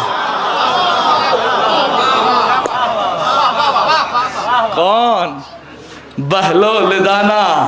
दलील किस बात की है? मौला का दुश्मन कभी अच्छी माँ का बेटा नहीं। दलील सुनिए, तारीख कहती है कि हारून रशीद अपने दरबारियों को जमा करके कहता है, यार मैं इससे परेशान हो गया। मज़ाहिया जुमला एक लम्हे के लिए कह दूं, कहा क्यों परेशान हुआ? इसलिए कि मैं अपनी तारीफों के फ्लाईओवर बनाता हूं, ये लम्हा भर में बुलडोजर चला देता है।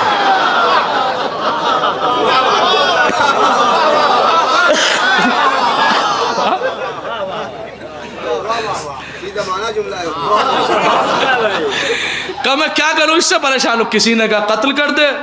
दलील किस बात की है? मौला का दुश्मन कभी अच्छी माँ का बेटा नहीं। कहा कत्ल कर दे। कहा कत्ल नहीं कर सकता, चूंकि रिश्ते में भाई लगता हूं ना, अगर कत्ल कर दिया तो इसके खून का इल्ज़ाम मेरे हाथों पे आ जाएगा। तो कहा कोई मशवरा दो। तो मशवरा देने वाले एक बुढ़े ने मशवरा दिया। तारीख में बुढ़ा होना गलत नहीं है, लेकिन ऐसा बुढ़ा होना जो जवानों के लिए नुकसानदेह हो, वो गलत है। भाई मुतवज्जे, ना तो एक से एक उम्र वाला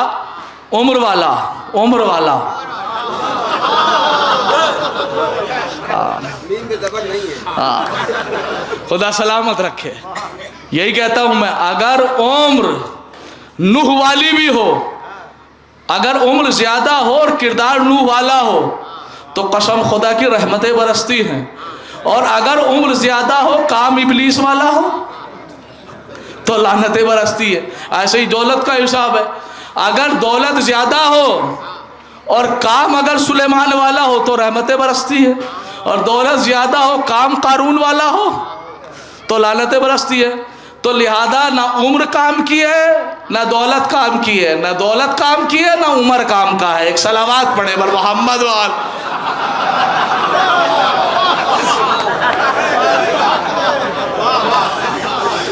भाई मुतवज्जे, खुदा आपको सलामत रखे।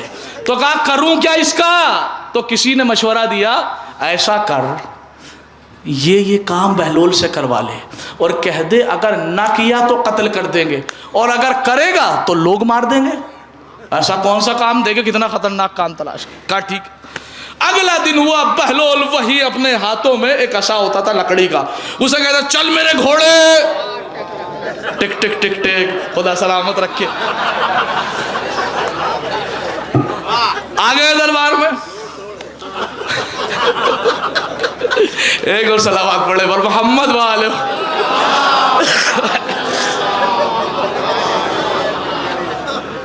क्या करें, किताब में लिखा ही लफ्ज़ टिक टिक है। तो एक खातून की लिखी हुई किताब है ना, इसलिए टिक टिक लिखा है। एक सलावत पढ़े पर मोहम्मद वाले मोहम्मद। ये तो खैर मज़ाहिया जुमला था, अगर मर्द की होती तो टक टक टक टक लिखा होता। तो अर्ज कर रहा हूं, का करें क्या? का ये काम पहुंचा दो। बहलोल आ गए हाथ में ऐसा लेके। जैसे ही बहलोल आए, का बहलोल तुमसे एक काम है। जवाब सुनेंगे बहलोल का आखिरी मजमे तक का, हद नजर जहां तक मेरी नजर जा रही है, हाथ उठा के बहलोल को दाद देना। का बहलोल तुमसे एक काम है। बहलोल ने आंखों में आंखें डाली, बेसाख्ता कहता है अरे सुन, ये तो तारीख गवाह है कि 1400 साल से जब तुझ जैसे को काम पड़े हैं, या तो अली काम आया है या अली वाला।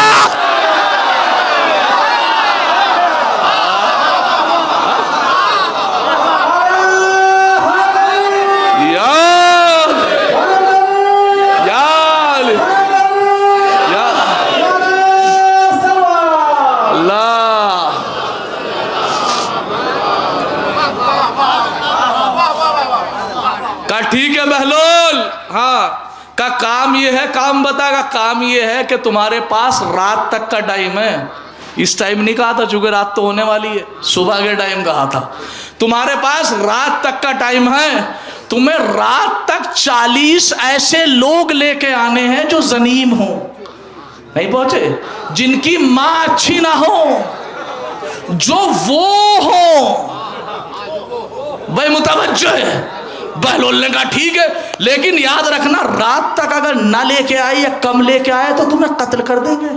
बहलोल ने कहा ठीक है। इन्होंने ये सोच के भेजा था बहलोल अगर जाएंगे तो पूछेंगे तुम हलाल ज़ादे हो, एक से पिटेंगे, दो से पिटेंगे, 40 लोगों से पिटेंगे तो कौन जिंदा बच रहा है, और नहीं लेके आएंगे तो हम मार देंगे। कितनी बड़ा प्रोपेगेंडा सजाया गया। बहलोल ने कहा ठीक है बहलोल जाओ, रात तक का वक्त है। बहलोल गए, थोड़ी ही देर हुई थी, टिक टिक टिक टिक, ये कहता है हारून के जाओ देखो, मैंने कहा था ना बहलोल की बस की बात नहीं है, और बहलोल जो है अभी वापस आ जाएंगे, जाओ देखो आगे। अरे जाके हालत तो देखो, हालत कैसी है, खून वून निकल रहा है या नहीं। दरबारी गया, जाके कहता है सुन हारून, हालत ऐसी है कि बहलोल अकेला नहीं है, पीछे लंबी लाइन है।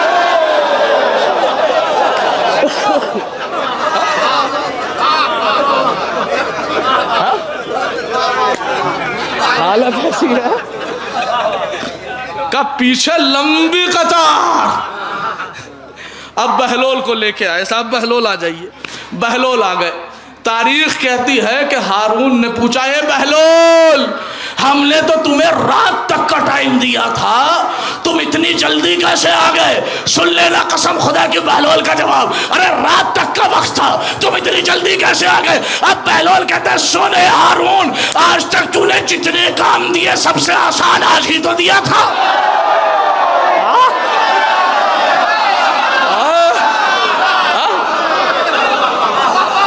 जितने भी दिए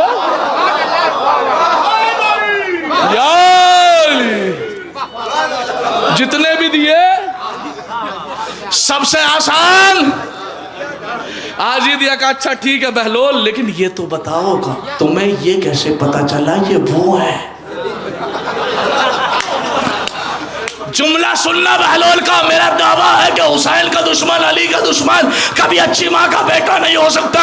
यही साबित किया बहलोल ने। बहलोल तुम्हें पता कैसे चला ये वो है? बहलोल कहता ये भी कोई बात है, तूने मुझसे कहा 40 लेके आने रात तक। अरे मैं दरबार से निकला, गली से गुजरा, बाजार में पहुंचा, और सरे बाजार मैंने ऐलान करना शुरू किया।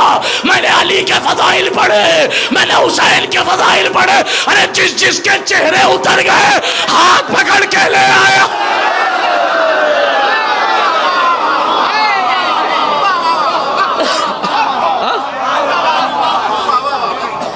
जिस जिसके चेहरे उतर गए हाथ पकड़ के ले आया। जिस जिसके चेहरे उतर गए। अब वो जुमला कह रहा हूं कसम खुदा की, अगर पूरा पिंडाल भी खड़े हो गए रात दिन हैदर हैदर के नारे लगाए तो बहलोल की जिहानत का हक अदा नहीं हो सकता। जुमला बड़ा वजनी है। मुझे नहीं पता, मुझे दाद नहीं मिलेगी, ये दाद बहलोल की जिहानत को होगी। और आपको साबित करना है कि जिसे पूरी दुनिया दीवाना कहती रही वो कितना बड़ा दाना था, उसकी दानाई को दाद देना है। कहा ठीक है बहलोल ले आए तो ले आए, ठीक है इन्हें गिना जाए। गिना गया 1 2 3 4 5 36 37 38 39 का बादशाह कम लग रहा है।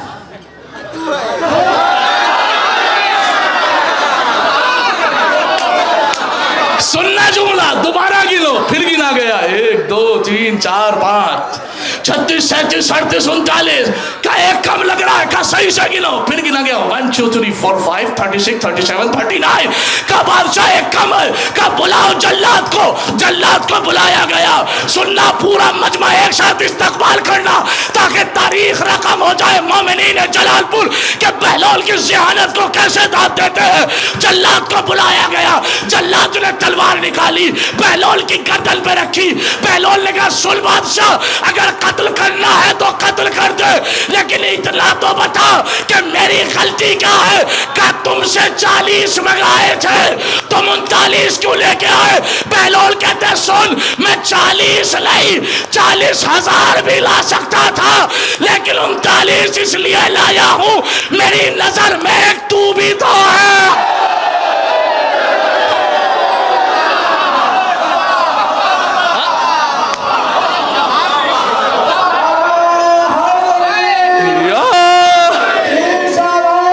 जिंदाबाद जिंदाबाद जिंदाबाद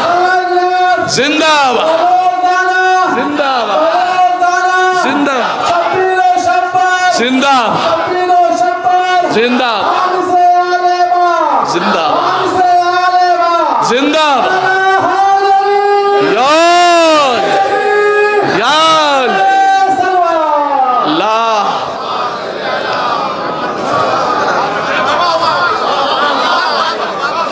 خدا سلامت رکھے.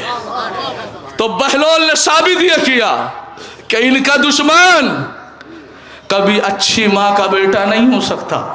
تو اے ولایت علی کے دشمنوں، اے عزاداری حسین سے جلنے والوں، یاد رکھو علی یا حسین سے دشمنی کا سب سے چھوٹا الزام یہ ہے کہ اماں کا کردار پاک نہیں رہتا. تو ضروری ہے اگر اپنے آپ کو پاک رکھنا ہے اور اپنے خون کو حلالی ثابت کرنا ہے تو حسین کو دیکھو، علی کو دیکھو، علی کے ولایت بساؤ، حسین کی عزاداری بساؤ. چونکہ حسین نے کربلا کے میدان میں وہ کام انجام دیا ہے جو سارے نبیوں کے قدم پیچھے نظر آئے. پھر ایک آیت پہنچا دوں، میں سوچ رہا تھا کہ شاید وقت کی گنجائش نہیں، تھوڑا سا وقت ہے، سن لیجئے پھر دلیل. اگر دلیل نہ ہوتی تو حافظ محمد رضا کانپتا، زبان لہکتی، لیکن قسم خدا کی کلیجے میں دم اس لیے ہے کہ اسی کلیجے میں اللہ کا قرآن اترا ہوا ہے. سنیے دلیل قرآن کیا کہتا ہے. قرآن مجید سورہ مبارکہ آل عمران پارہ نمبر 3 آیت نمبر 81 ارشاد ہوتا ہے بسم اللہ الرحمن الرحیم وَإِذَا أَخَذَ اللَّهُ مِيثَاقَ النَّبِيِّينَ لَمَا آتَيْتُكُم مِّن كِتَابٍ وَحِكْمَةٍ ثُمَّ جَاءَكُمْ رَسُولٌ مُصَدِّقٌ لِّمَا مَعَكُمْ لَتُؤْمِنُنَّ بِهِ وَلَا تَنصُرُنَّهُ. اللہ نے آدم سے عیسیٰ تک، لفظوں پہ غور کریے گا، وَإِذَا أَخَذَ اللَّهُ مِيثَاقَ النَّبِيِّينَ، اے محمد اس زمانے کو یاد کرو کہ جب ہم نے آدم سے عیسیٰ تک میثاق جانتے ہیں، پہلے اردو میں سمجھا دوں تاکہ پڑھنے میں مزہ آئے. میثاق انگلش میں بولتے ہیں پرومس، اردو میں بولتے ہیں وعدہ. پرومس ڈے، وعدہ والا دن، وعدہ اور وعید کا. اللہ نے ہم کو ایسے ہی پیدا نہیں کیا. کبھی سوچو کہ وہ کن فیکون کا مالک ہے، اس نے کہہ دیا کون تو جلال پور ایک ساتھ بس گیا. ایسا نہیں ہے، اس نے تدریجاً ہم سے پہلے وعدے کروائے ہیں. جس نے عالم ارواح میں لا الہ الا اللہ اور محمد رسول اللہ کہا تھا وہ تو مسلمانوں کے گھر میں پیدا ہوئے یا مرنے سے پہلے کم سے کم مسلمان ہو کے مریں گے. اور جس نے عالم ارواح میں علی ولی اللہ کا اقرار کیا تھا وہ یا تو شیعوں کے گھر میں پیدا ہوئے یا مرنے سے پہلے شیعہ ہوں گے. یہ میں نہیں کہہ رہا، یہ معصوم کی حدیث ہے جو میں نے اپنے لفظوں میں بیان کی ہے. ہمارے پیدا ہونے سے پہلے ہماری روحوں سے اللہ نے وعدہ کرا. میں اپنا وعدہ ہی نہیں پڑھ رہا، میں نبیوں کا وعدہ پڑھ رہا ہوں. قسم خدا کی کسی منزل تک لے جا رہا ہوں. وَإِذْ أَخَذَ اللَّهُ مِيثَاقَ النَّبِيِّينَ، اس زمانے کو یاد کرو جب نبیوں سے وعدہ لیا. کیا؟ وَإِذْ أَخَذَ اللَّهُ مِيثَاقَ النَّبِيِّينَ لَمَا آتَيْتُكُم مِّن كِتَابٍ وَحِكْمَةٍ، میں تمہیں کتاب بھی دے رہا ہوں اور تمہیں حکمت یعنی نبوت بھی دے رہا ہوں. ثم جاءکم رسول مصدق لما معکم، لیکن تم سب کے بعد میرا ایک رسول آئے گا، میرا ایک رسول آئے گا جو تمہاری رسالت کی تصدیق کرنے والا ہوگا.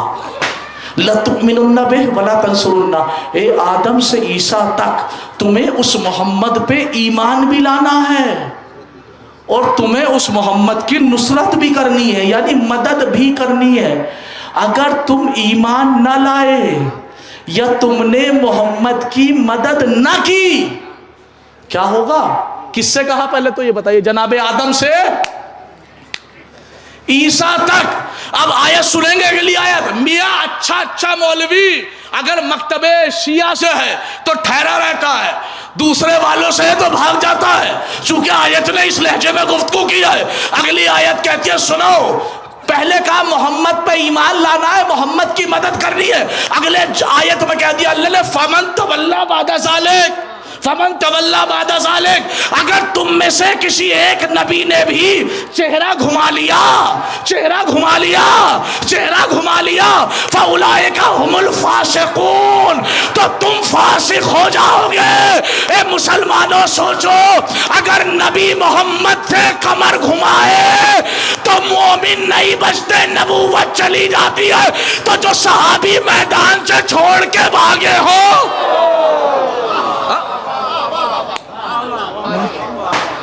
ان کی صحابیت کیسے؟ لیکن میں لایا کیوں ہوں اس آیت کو ذرا نوٹ کیجئے. محمد پہ ایمان اور محمد کی نصرت مدد. انصاف سے بتاؤ، بزرگان سے سوال نہیں، بچوں سے پوچھ رہا ہوں. میرے رسول پہ ایمان لاؤ، میرے رسول کی مدد کرو.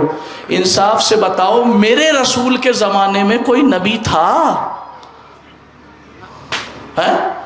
نہیں تھا نا. آدم تھے، موسیٰ تھے، عیسیٰ تھے. سیکنڈ لاسٹ نبی، ہمارے نبی آخری نبی ہے نا، تو آخر سے جو پہلے سیکنڈ لاسٹ ہے ان کا نام ہے جناب عیسیٰ. فرق جانتے ہیں کتنا ہے؟ 500 سے 550 سال. اللہ کہہ رہا ہے محمد کی مدد کرنی ہے.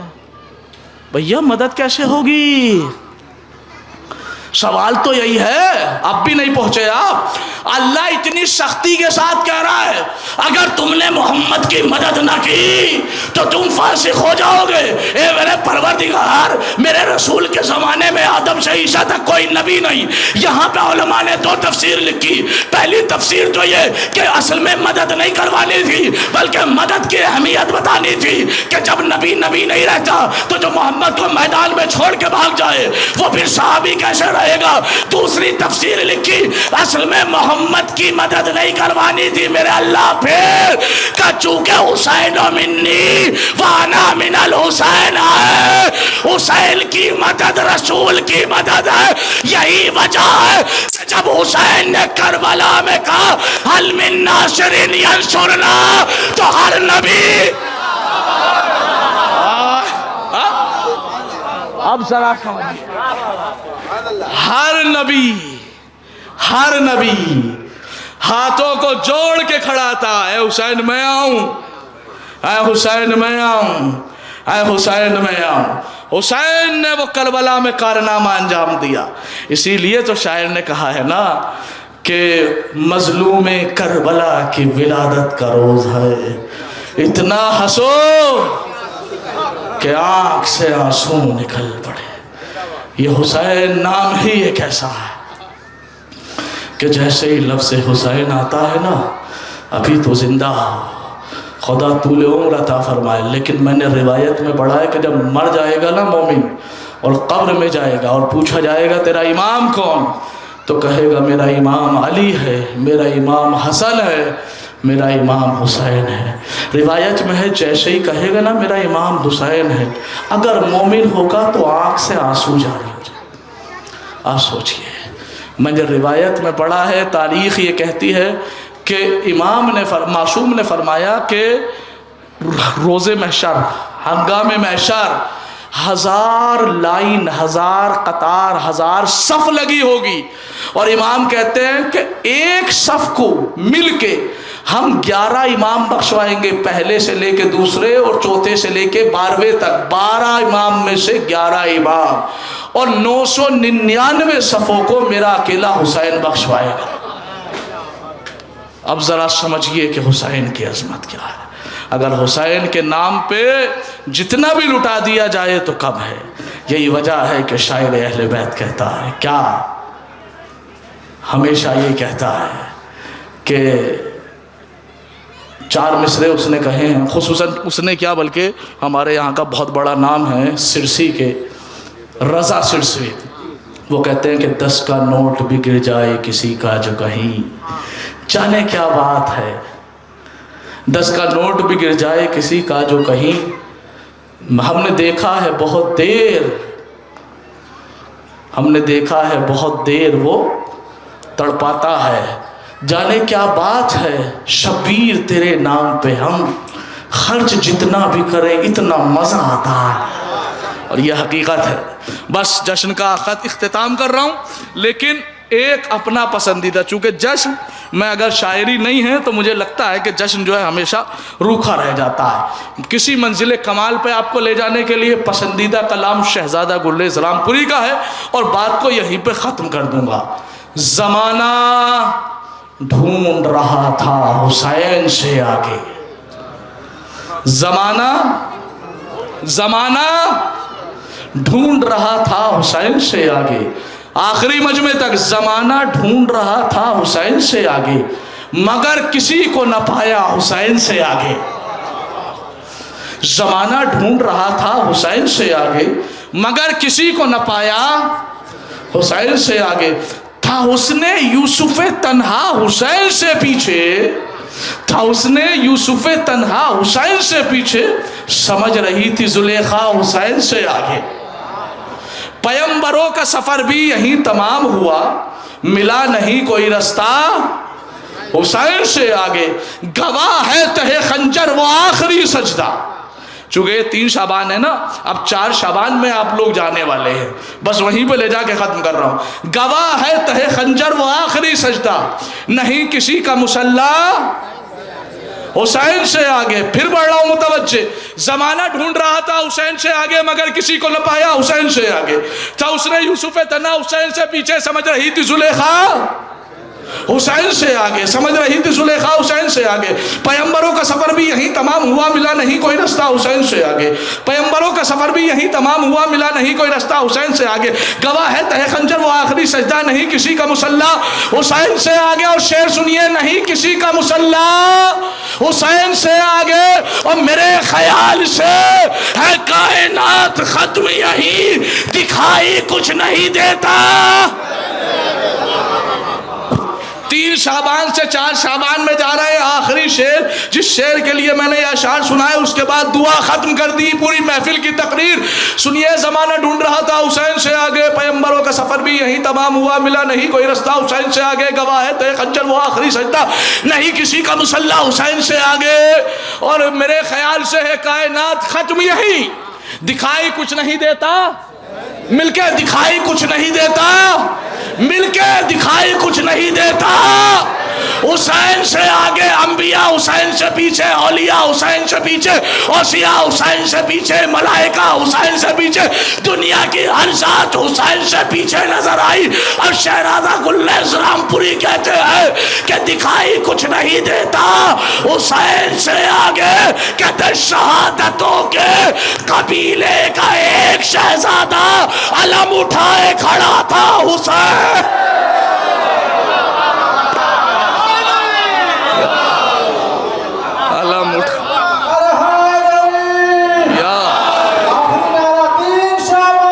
زندہ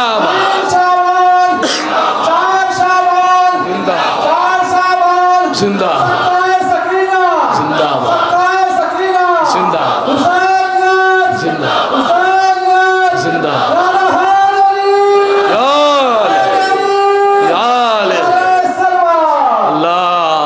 صلی اللہ وآخر الدعوانا الحمدللہ رب العالمین آئیے خوشی کی شب ہے بارگاہ خداوند عالم میں دعا کرتے ہیں میرے بابو تجھے واسطہ محمد والے محمد کا ہماری اس مختصر سی عبادت کو اپنی بارگاہ میں شرف قبولیت عطا فرما میرے بابو جو پریشان حال ہے ان کی پریشانیوں کو دور فرما جو مقروض ہے ان کا قرض غیب سے ادا فرما جو بے روزگار ہے انہیں رزق حلال عطا فرما جو برسر روزگار ہے ان کے روزی میں ترقی عطا میرے بابو تجھے امام حسین کا واسطہ غاتی ابو الفضل عباس کا واسطہ میرے بابو جن کی ہماری بہنوں کی گودے خالی ہیں پروردگار ان کی اولاد صالح عطا فرما میرے بابو تجھے واسطہ محمد وآل محمد کا پروردگار حاضرین محفل سامعین محفل اور بانین محفل کی تمام جائز تمناؤں کو پوری فرما علماء حقہ کی حفاظت فرما پروردگار مظلومین کی حفاظت فرما بالخصوص ریاست ایران کی حفاظت فرما امام رضا اور معصومہ